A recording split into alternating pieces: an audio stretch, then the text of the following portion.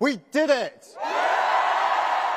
যুক্তরাজ্যে সাধারণ নির্বাচনে নিরঙ্কুশ জয় পেয়েছে কিয়ের স্টারমারের লেবার পার্টি, আর ঋষি সুনাকের ক্ষমতাসীন কনজারভেটিভ পার্টির ভরাডুবি হয়েছে। লেবার পার্টির জয়ের ফলে স্যার কিয়ের স্টারমার যুক্তরাজ্যের নতুন প্রধানমন্ত্রী হতে যাচ্ছেন। এখন পর্যন্ত প্রাপ্ত ফলাফল বলছে লেবার পার্টি পার্লামেন্টের মোট 650টি আসনের মধ্যে 410টি আসনে এগিয়ে আছে, কনজারভেটিভরা এগিয়ে আছে 114টি আসনে। সর্বশেষ 2019 সালের নির্বাচনে শোচনীয় পরাজয়ের পর অনেকেই বলেছিলেন লেবার পার্টি অচিরেই অস্তিত্ব সংকটের মুখোমুখি হতে পারে, অথচ 14 বছরের টরি শাসনের অবসান ঘটিয়ে ক্ষমতায় এলো সেই labour party.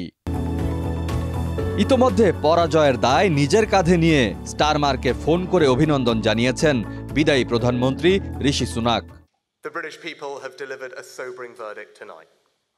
There is much to learn and reflect on, and I take responsibility for the loss. নিজের আসনে জয়ের পর উচ্ছ্বসিত স্টারমার বলেছেন, পরিবর্তনের সূচনা হলো এখান থেকেই, এটা আমাদের জন্য দেয়ার সময়। Thank you so much for that reception. What an amazing reception.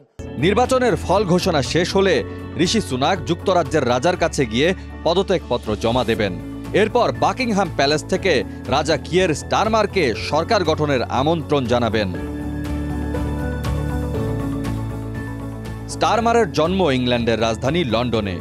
61 বছর বয়সী এই ব্যক্তি রাজনীতিতে আসার আগে ছিলেন একজন মানবাধিকার আইনজীবী। 2014 সালে তাকে নাইট উপাধি দেয়া হয়। স্টারমারের পরিবারও কট্টর লেবার সমর্থক ছিল, যার প্রতিফলন পাওয়া যায় তার নামেই। স্কটিশ খনি শ্রমিক জেমস কিয়ের হার্ডির নাম অনুসারে তার নাম রাখা হয়েছিল কিয়ের স্টারমার। জেমস কিয়ের হার্ডি ছিলেন লেবার পার্টির প্রতিষ্ঠাতা প্রথম নেতা। বেশ কয়েক বছরের দুর্দশা কাটিয়ে এবার কিয়ের স্টারমারের হাত ধরে ফের ঘুরে দাঁড়ালো সেই লেবার পার্টি। সামনে তার অনেক চ্যালেঞ্জ, দেখা যাক তিনি যুক্তরাজ্যের টালমাটাল রাজনীতি অর্থনীতি কতটা সামলাতে পারেন। ডেস্ক রিপোর্ট, দেশ রূপান্তর।